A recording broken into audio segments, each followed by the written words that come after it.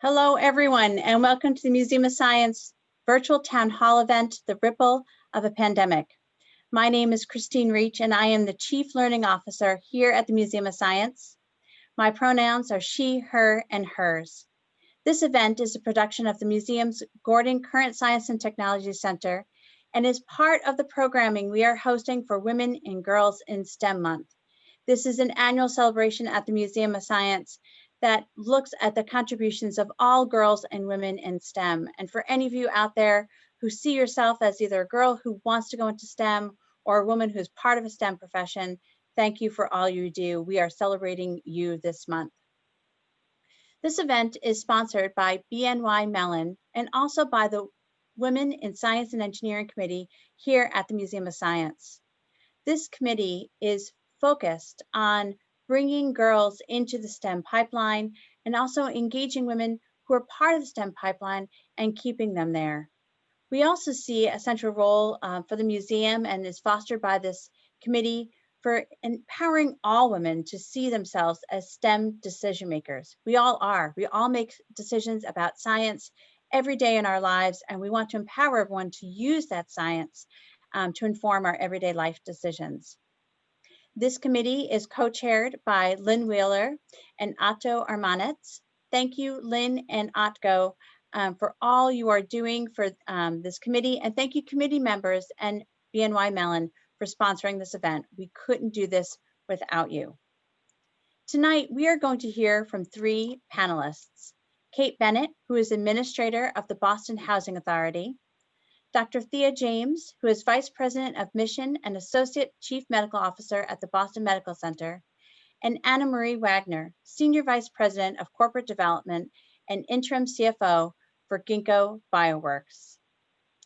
Through this panel discussion, we will have the opportunity to hear from these three accomplished professionals who are each working in very different sectors that have been affected by the COVID-19 pandemic. These sectors are not only affected now, but we are imagining will have ripple effects well into the future. These women bring to the table their lens as women who are leading their organization during these very difficult times. As a woman in a leadership role within my own organization, I am grateful to have the opportunity to learn from this pandemic. One of the ripple effects of the pandemic is that our social networks are getting smaller. For me, I always thrived when I could have conversations with others in the hair salon, in a taxi cab, on the train during my morning commute, or when flying for business travel. The people I would meet serendipitously through those events would bring diverse perspectives to my work and help me to think differently about the work I do. Those moments for kind of those spontaneous, serendipitous conversations are decreasing during the pandemic. And I hope for all of you that by bringing these three professionals together, you will start to see and learn about needs in our community that perhaps weren't present in your experience at the moment. Or perhaps you'll get some innovative thoughts by learning from a different industry that is different from your own. So hopefully this will help all of us see a better, see all the community needs, have some innovative thoughts, and come together as a group to see how we can work together towards some solutions during this time period. And it's this idea that by bringing diverse thought together, we can help to solve some of the challenges of our community. That is the idea behind each of these forums that the Museum of Science hosts. That's why we're here, and we think that this is one of the roles we can play during this pandemic. So I would invite all the panelists to kind of turn on their cameras during this time period, and also invite all of you to participate in the chat and to share your thoughts, comments, ideas, and questions with us so that we can all bring our collective intelligence to the table and our collective experience. So thank you, Kate, Thea, and Anna. And Kate, I'd like to start with you. I would love to hear from you about your industry, how it has been affected during this pandemic, and what you see some of the ripple effects might be. Sure. Well, thank you, and it's really nice to be here, especially with this panel. So thank you.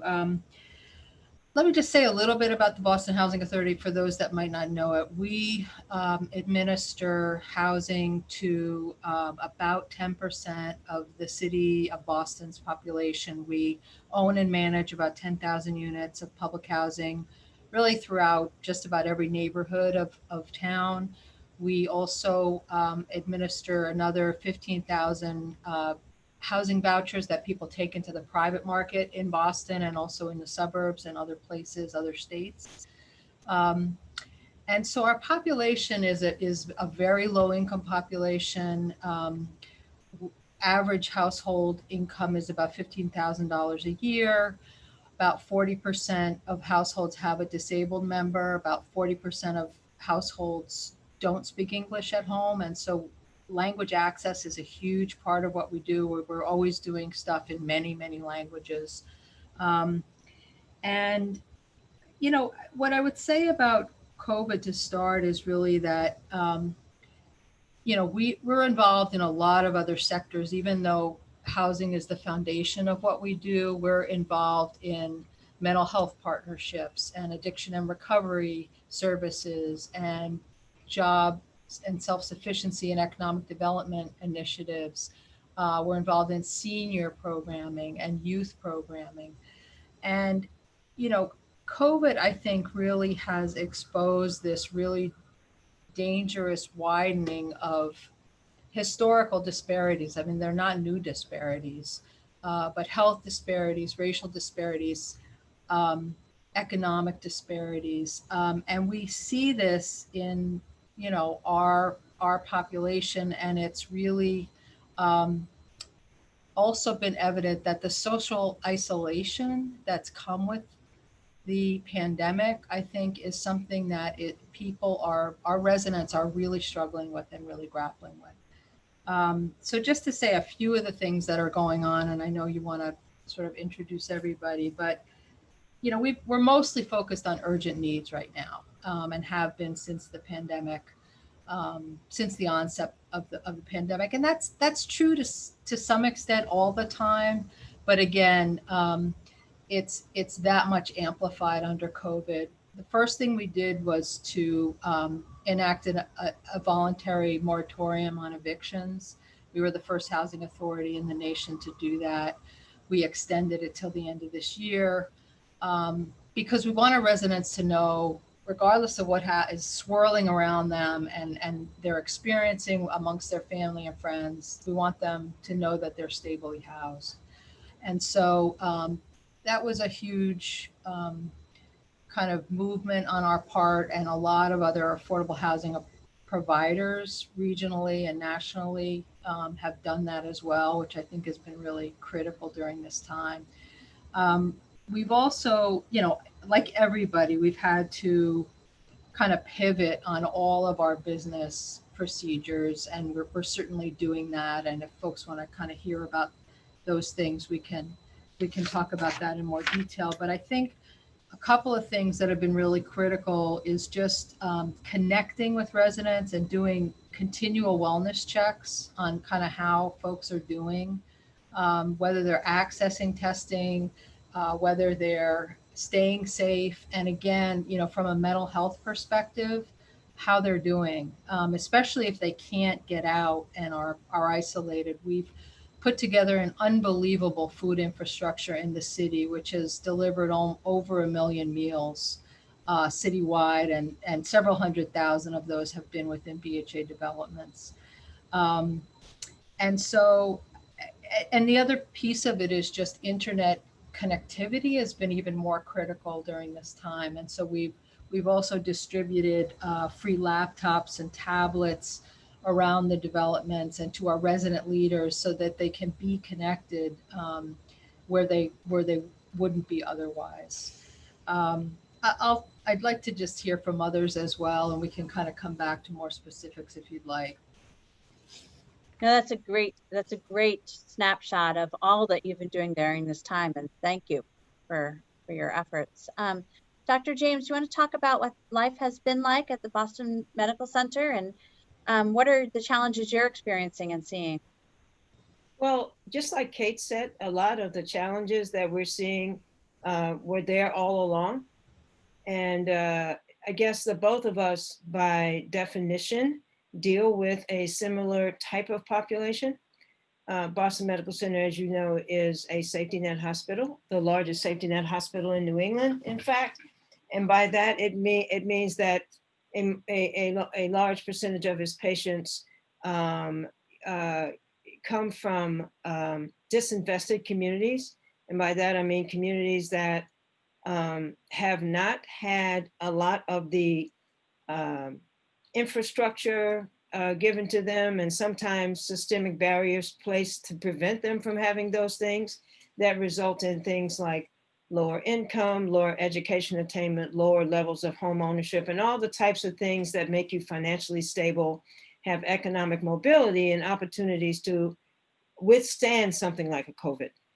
And so that said, when COVID happened, first of all, it was highly predictable for us because of so much of what we see all the time. And I actually remember just being so anxious waiting to hear about the data and how the data would fall out. And of course, the data fell out exactly like you would imagine in terms of what populations suffered the greatest numbers of cases and deaths. And so, one of the things we did was do what we always do, but rev it up to like times 100. And even with that, we did a lot of things around food, making certain that our patients, had food that they needed. We already have the first hospital-based food pantry in the country. So we already had that, but we expanded it. We actually opened it up to employees because there were a certain number of furloughs that happened in the hospital, mainly because we stopped doing a lot of work that we would do every day. Like we stopped doing regular types of surgeries that were not emergency surgeries so that we could focus on all the COVID patients. Because at one point, almost 70% of the patients in the hospital were COVID patients. We were the first hospital to fill up and to tip over, as a matter of fact. And again, talking about predictability, a majority of our patients, who had COVID, fit all those things that are connected with lower health status, in terms of income and education attainment and that type of thing. And the reason I'm bringing that up is because as we have, the other thing I want to say that we did was our pediatrics department started a mobile van to make sure that, because a lot of people stopped coming to the hospital, because of so much COVID, but that meant that a lot of children, would miss their vaccines, and that could lead to more infectious type diseases like measles, for example, something that's been, under control for a very long time. And so they partnered with an ambulance company, and they would go to the different neighborhoods where our patients were, specific patients on their rosters, and go and give vaccines. They'd give exams. They would pass out diapers, all kinds of things that people needed. And also a lot of doctors got redeployed. I mean, I'm an ER doctor by training. I was in the ER working. I look next to me, there's a pediatrician sitting there, and I'm like, okay. And you had trauma surgeons, working with like in OBGYN patients. You had all kinds of things, that were different. People doing what was necessary to do.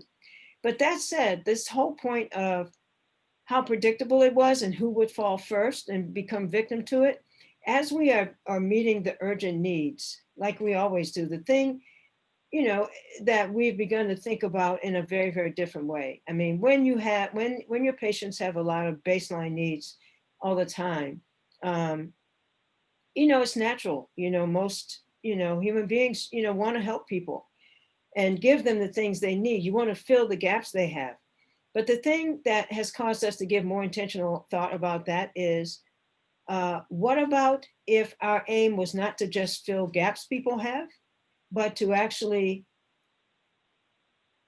alter their quality of life course trajectory so that when they are faced with a challenge, a crisis like a COVID, they would not topple over, that they would have the kind of really economic mobility and things to withstand that. have different types of jobs where they would not necessarily be the types of essential workers that were faced with that. They would not have the type of jobs where they could not work from home. And I think what Kate described, all the various different things that BHA does, is a perfect example of that, where you actually give people the opportunity. You're providing you're fulfilling a need and providing a subsidy, but there are integrated in that pathways up and out, to alter your life course trajectory. So we're having greater intentionality on that as a goal integrated with the work that we already do.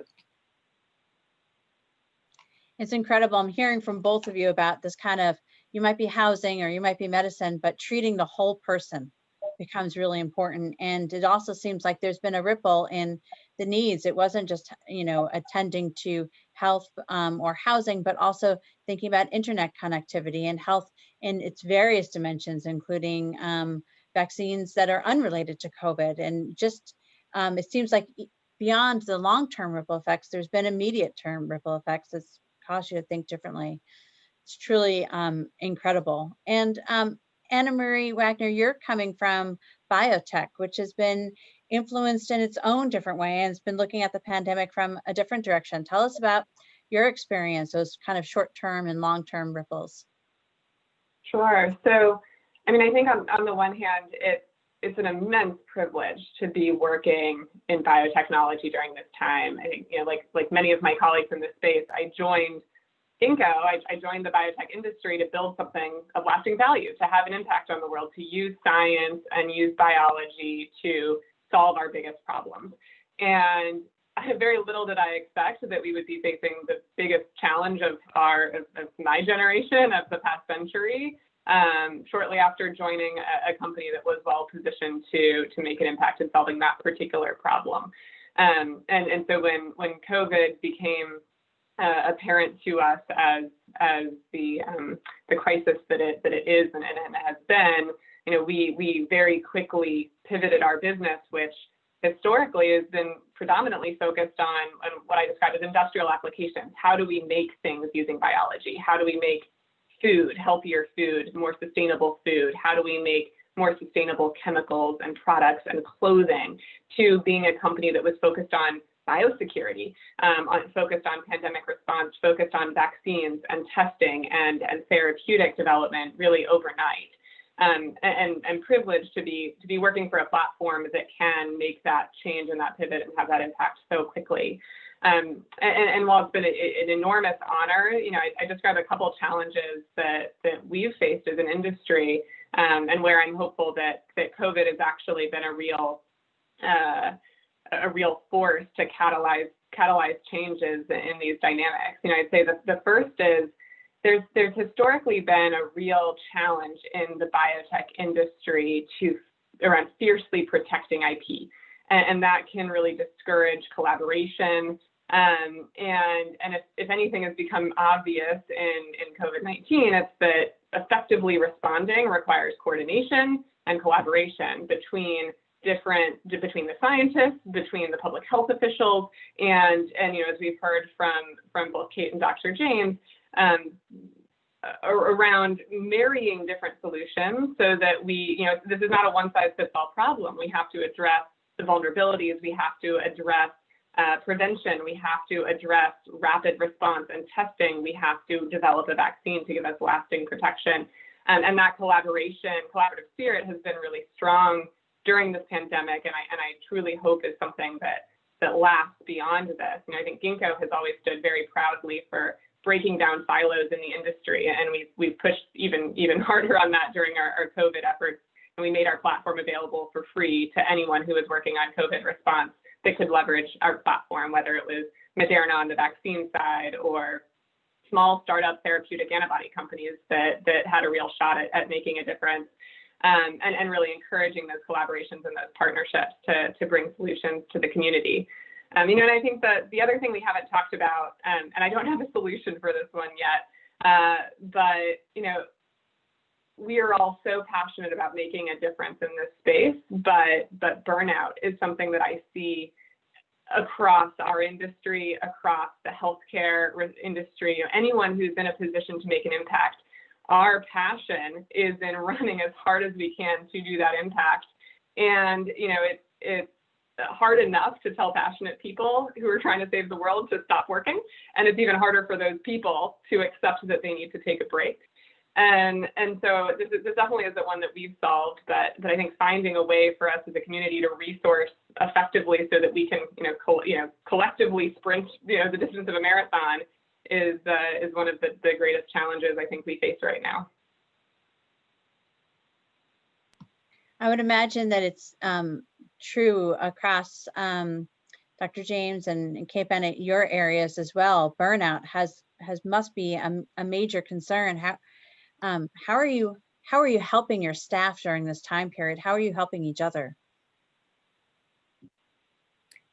Yeah, I think that's a critical issue, and I really appreciate Anne-Marie raising it. I think,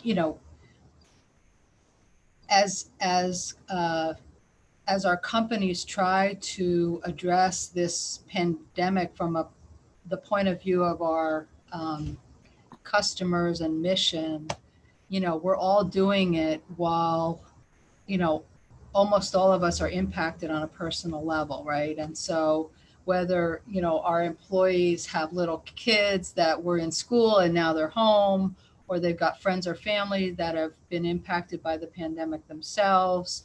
Certainly our employees have lost people.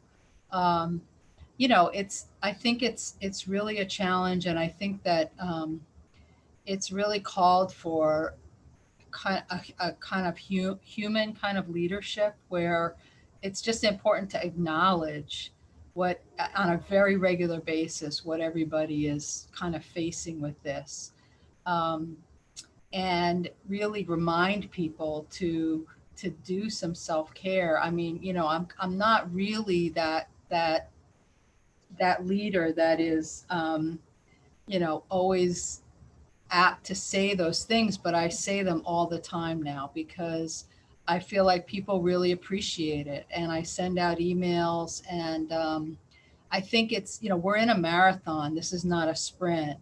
Our agency is really great at the sprints. I mean, there's nobody I'd rather have behind me than a BHA team in an emergency. But, this has gone on for months and months, and it's going to go on for another year. I mean, the scientists can tell me, but I think pacing is just really, really critical with this, and finding some normalcy in the workplace for people. I think, as you mentioned, Christine, not having the informal side of work, I think, is really hard on people.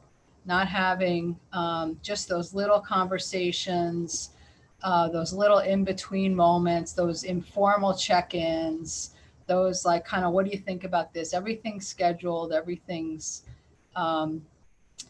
structured, and I think it's really isolating for people as workers, and it's important to just kind of try to find ways to connect, within the workplace around that stuff.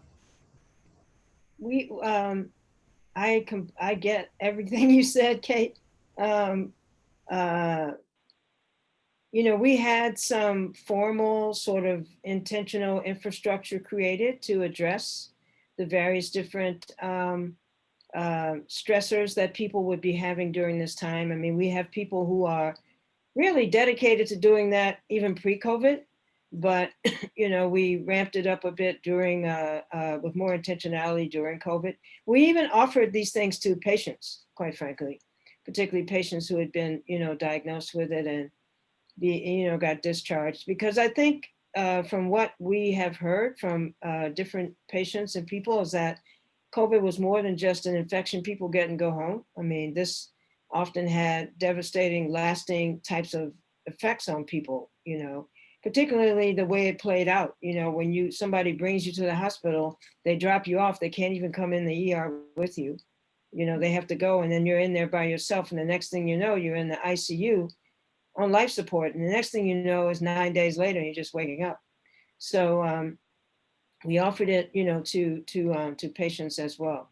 And we still kind of like, talk about it. And, these ways of getting together. Like even today, as I was preparing for this meeting, my mind was envisioning the Science Museum, the actual physical space, you know. But I had to keep like, you know, realizing that no, it's a Zoom meeting, you know. So yeah, we've put some intention, you know, to that and being aware of it. That's really great. And another thing that was kind of a common theme throughout what we're talking about, that I think, Anna Marie, you brought up collaboration and hoping that that continues.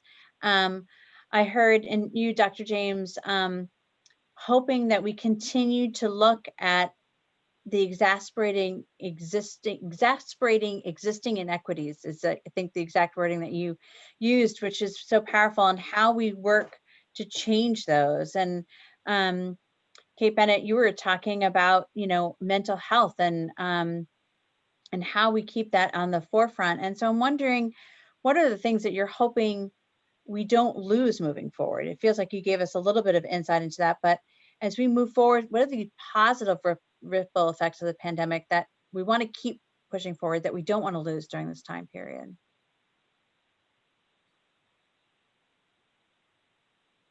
Well, I would say a few things.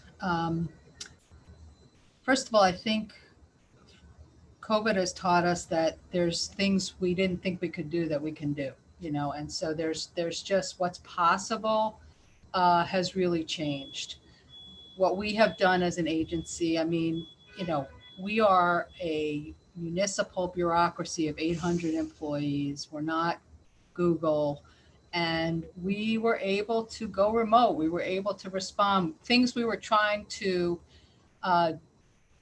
do more efficiently online and electronically for, it seems like for years, suddenly we did in 2 weeks. You know, I mean, we just had to do it and we got it done. And so that's a huge lesson. It was a huge lesson for me as an executive director to see, you know, what's possible when you look beyond kind of inertia and you know, the obstacles that you normally face. I think our city is at, or our region is absolutely in a moment around equity, and I hope that we will rebuild in a way that really responds to this moment. And I think, you know, from my viewpoint, working, you know, kind of being at the table at City Hall with leaders at City Hall literally every day during the pandemic, the level of collaboration, the walls coming down, the ways in which things became possible and things got done were just, you know, really, really wonderful and informing. And I think it's put the equity conversation in a different light. And I think that, you know, on top of it, the murder of George Floyd and many other things have also just put these questions before us as a city that we're grappling with in new ways. And I just think it's such a great opportunity.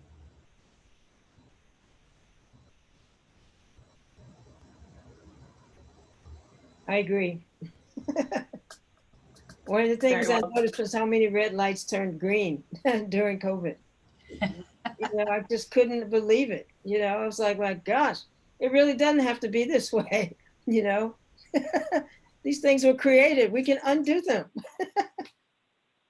Yeah. And by the way, I think. No, sorry. Go ahead, Christine. I'm sorry. Oh, Dr. James. No, please go ahead. Oh, I was just going to say, you know, I completely echo those sentiments. And then, you know, selfishly speaking, both as a proud member of the museum and also working in this industry, you know, we have seen, you know, the conversation right now is about science, it's about innovation, it's about moving quickly to leverage the technologies that we have to make the world better, safer, more inclusive.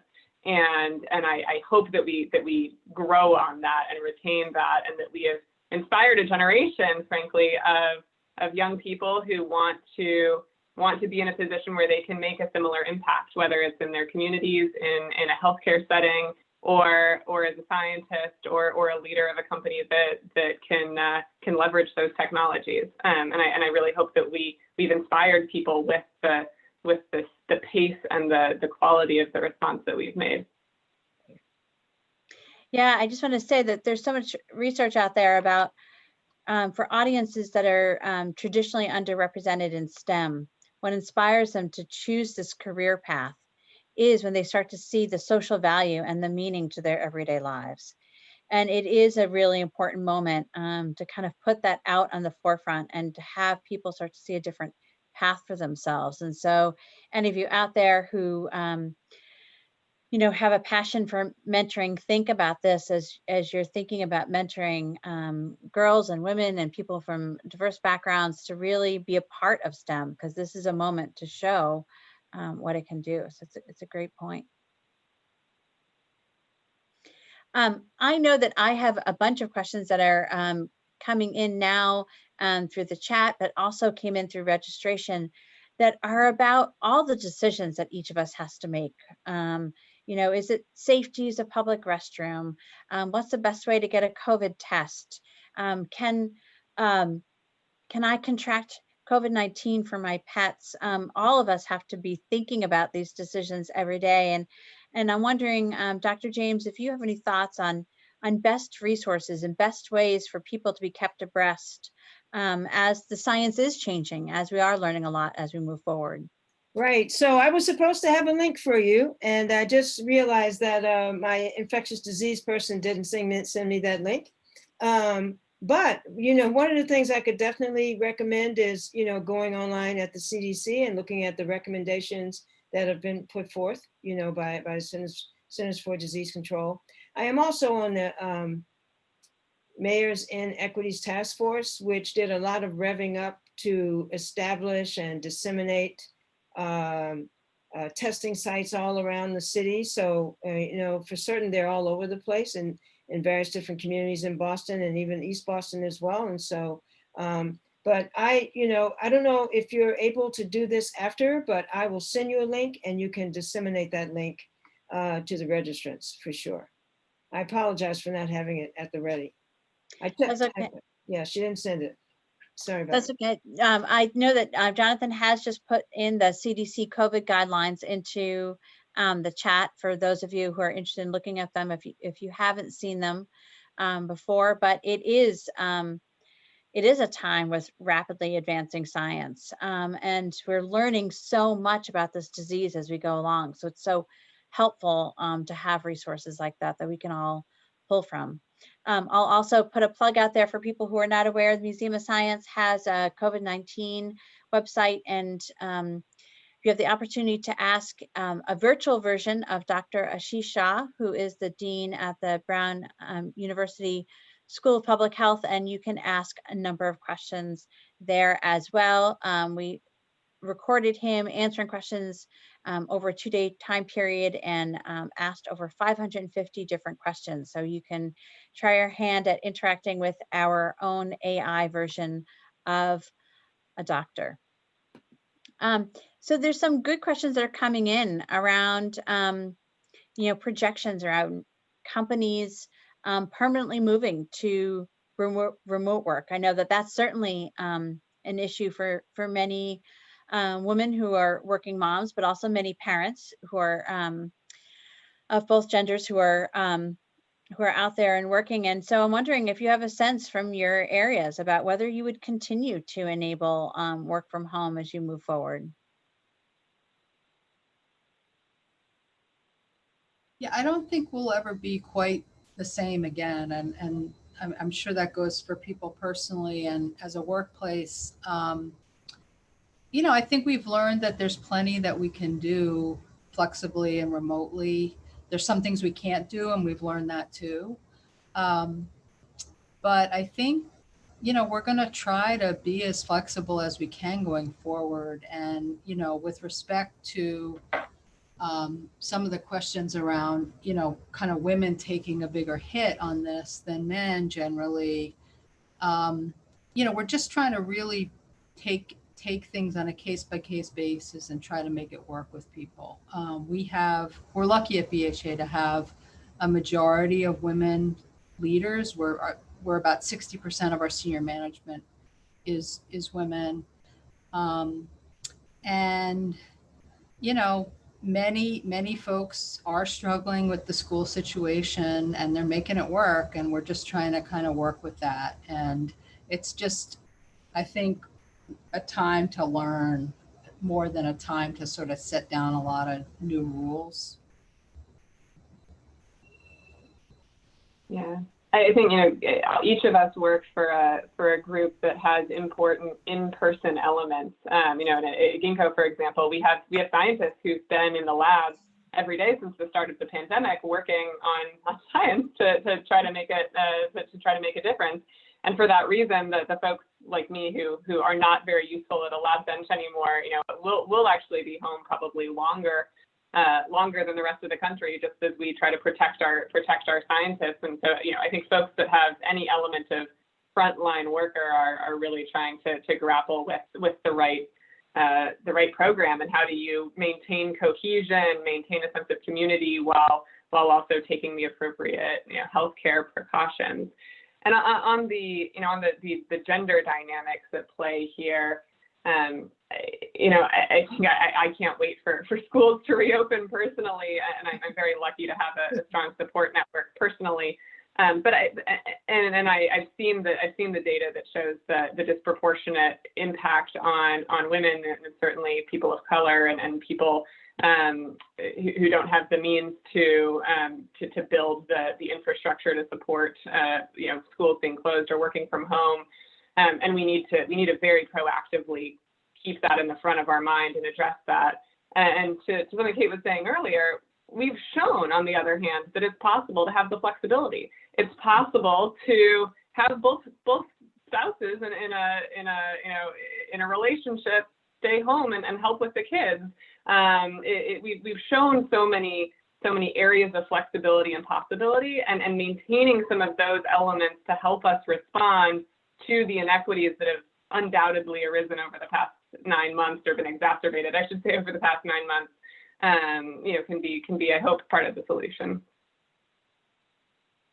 Yeah, we've had conversations as well we'll probably never go back to the way we were as well.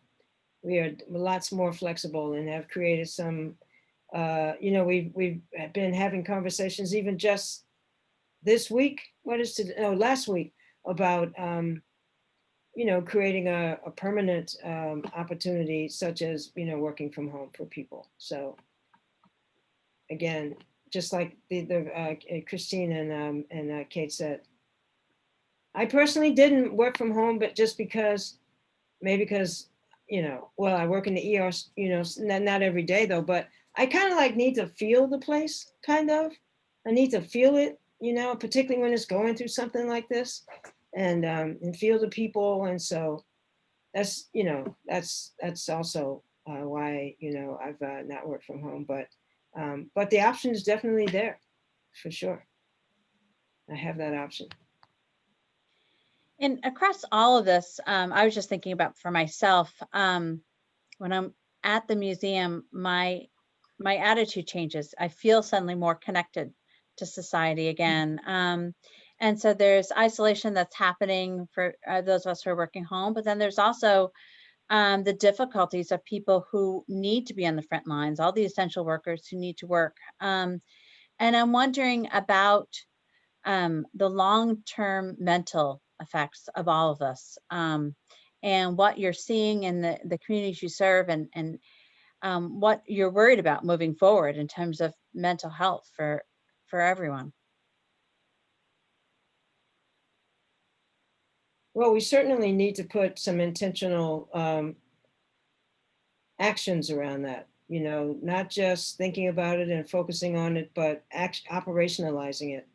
We had a meeting today on that, about how, you know, we're talking to the chief of psychiatry, and he's talking about other networks, even outside the hospital, to address the effects, you know, of this disease. And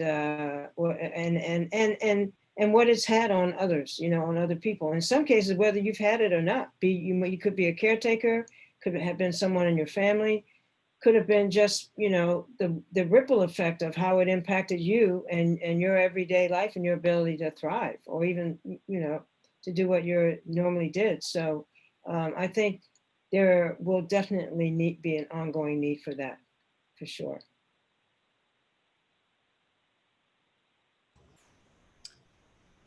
Yeah, I don't have any great answers on that, except I just think the need is overwhelming. I think that the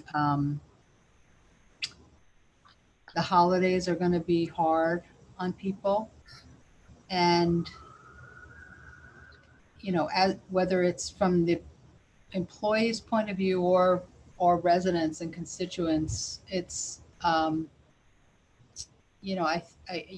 can see people losing it a bit, and it's something that I think everybody's infrastructure has kind of fallen away. All the norms have fallen away, and I just think it's an area that really needs to be funded. We've focused a lot on basic needs like food and shelter, and that's totally appropriate, but I think we need to add some resources for mental health. The violence is way up, shootings are way up in the city, and I think people are just dealing with a lot. And in terms of, are we seeing any differences in terms of women and violence and how they're being affected during this pandemic?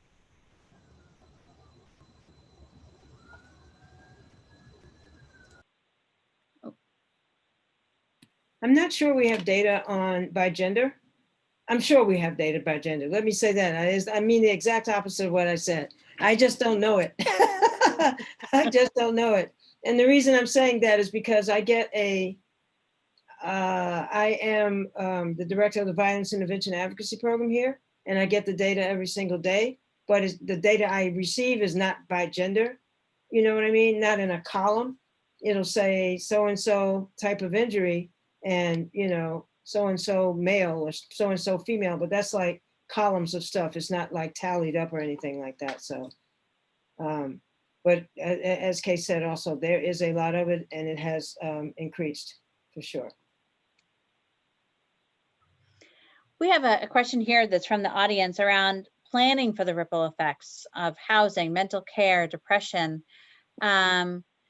for the new wave of formerly working people who are now losing their life savings because of their jobs that are downsizing. And what can we do now to start planning for this, a year from now, and the long-term effects, and if anything, or are we all just trying to stay afloat in the moment? What types of discussions are happening in your areas to plan things out once we get beyond the crisis?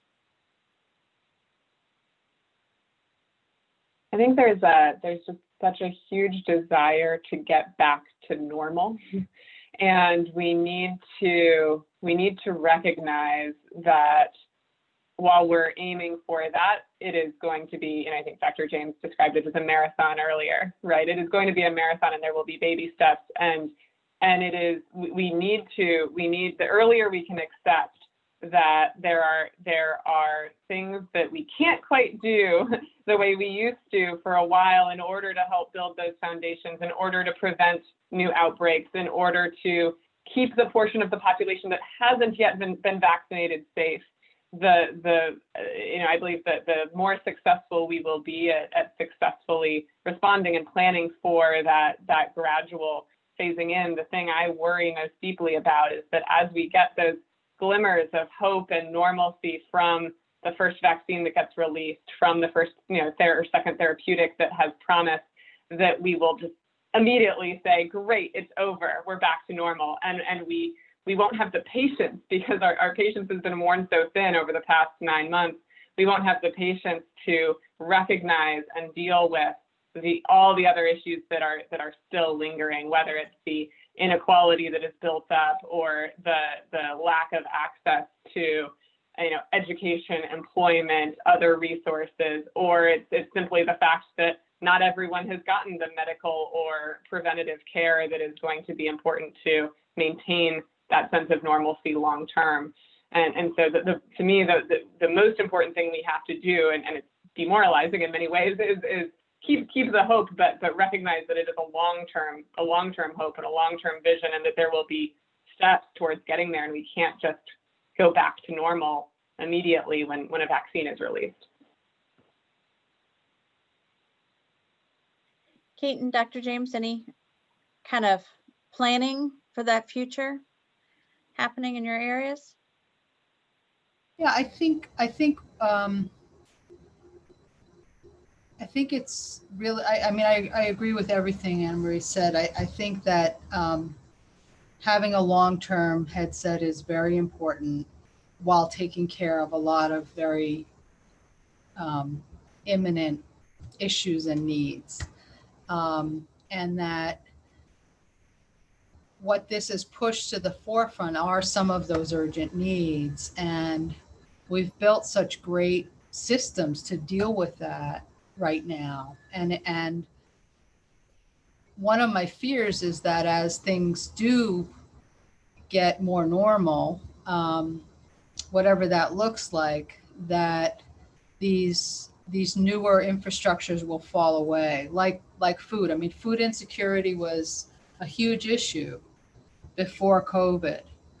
But the response under COVID has been incredible. What's been built and delivered and is being supported in an ongoing way right now. If we allow that infrastructure to go away, that's shame on us. I think we need to plan to ensure that some of these supports that have been built up under this crisis are sustained, and that we value them differently maybe than we did in the past. I think some of what we are doing is based on what I was saying in the beginning about maybe creating a future where people are able to withstand these kinds of crises. I mean, we already had a partnership with Kate. My partner in this work, Dr. Megan Sandel, who's a specialist expert in housing. She's a pediatrician also, by the way. We already had like a partnership with BHA, for example, because when people are missing the basic things they need in life, like food and housing and that type thing, they can't even prioritize health. And so the population that we have the most difficult time with in terms of stabilizing for the long term and sustaining stability are people who are homeless or housing unstable. And my partner, Dr. Sandel, has like a housing prescription program made possible by Kate, and so we're doing things like that. And then we just got this JP Morgan Chase grant that Megan's the PI on. It's a $5 million grant over the next 3 years. And it's actually focusing on, it's a place-based grant and it's a systems grant. And it's place-based because it takes place in Mattapan, Dorchester, and Roxbury. And the two things that we are working on are housing, both acquisition, preservation, and careers and pipelines of employment for people in those neighborhoods. And we're looking for jobs that are living wage paying jobs. And so in the tech field, for example, and other kinds of fields, and working with housing workforce development people who specialize in this, and working with the city of Boston, working with community development financial institutions. I mean, it's working with other hospitals who we've already worked with to invest in things like this before recently. So it's a multi-sector partnership because we're a hospital. And again, what we're seeing inside the hospital, these are downstream effects of root causes upstream that happen out in the community, like lack of, income and economic mobility and things like that. So through these partnerships, we're able to have greater impact over time, and really using really deep analytics to make sure we can measure impact and know what the interventions lead to and that type of thing, and just be really intentional about it. It seems like one of the themes I'm hearing across this is the need for collaboration, right? Somehow this moment has provided a sense of urgency that helps us to think about collaborating towards collective impact in a way that we haven't before. And I heard that from Anna Marie earlier when she was talking about the biotech industry. And I'm hearing that from you, Dr. James and Kate, that if we can just keep in the forefront the end result that we need, we can work together towards achieving it. We have some questions here, a number of them, about encouraging girls of color, women to go into STEM professions. And I am wondering if each of you could share some thoughts there. And just as a precursor, I want to say for me, STEM professions are broadly defined. And so often women are in professions that are tied to STEM, but they don't see the STEM that's in them. And so for each of you, do you have any thoughts that you want to put out there for ways to encourage more people to go into these fields?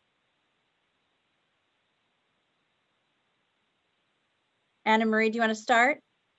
Yeah, I was going to say, you've just got to do it. I think, we too often we put it on ourselves to change the system, and that's a lot of burden. The question was specifically around, like male dominance in the industry, and that's something that this industry has to reckon with, and we have to continue fighting for it. And the Museum of Science and other organizations will be a big part of that. But don't let it stop you. There's no reason. And I think, there's some elements of it, which is you've just got to stick through the hard parts until you build up the confidence and the grit and the sense of self that will carry you to a successful position in whether it's engineering or leadership. And to your point, Christine, think of STEM more broadly than just being a scientist at a bench, right?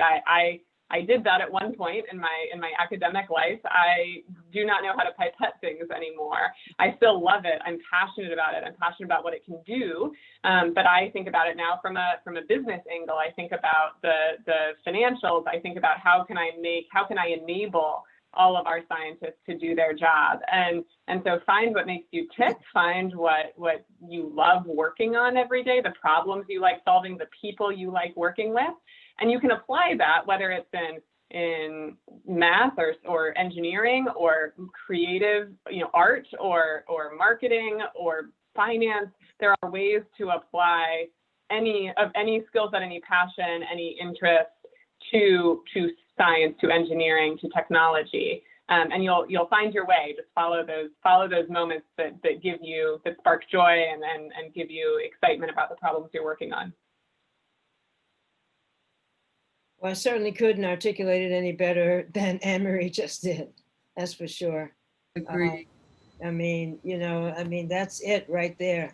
And the only thing I could add at all is just to say that, it's not like a bazillion years ago where, they're intentional. It's not expected that you would do this. It's something that's the norm these days. In our medical school and many medical schools around the country, women are about 50% of the medical school classes. And here in our hospital, our CEO, number one, is female.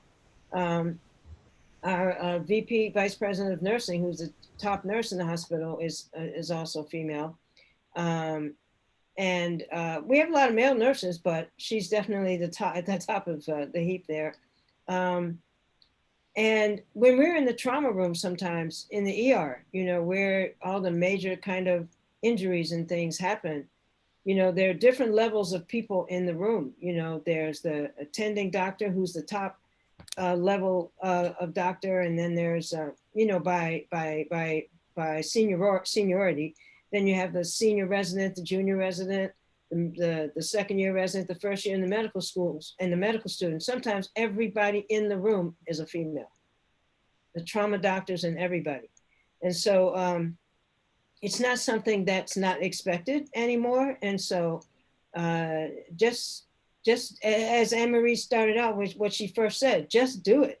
You know, just do it. It doesn't have to, don't second guess yourself at all. Just go for it. And Which Kate, isn't to say it's not hard. So also know that, you know, we say just do it, but we also recognize that there is still, no matter what your background, there's still crap you have to put up with every day, and reach out to the people who are around you, male, female, black, white, you know, whatever their background, somebody you can identify with and talk to about the things that are hard, finding those people that you can be honest with, who will give you good advice, who will invest in you, mentor you, help clear some of the obstacles is one of the most important things you can do too. You're not alone, that's what I'm saying.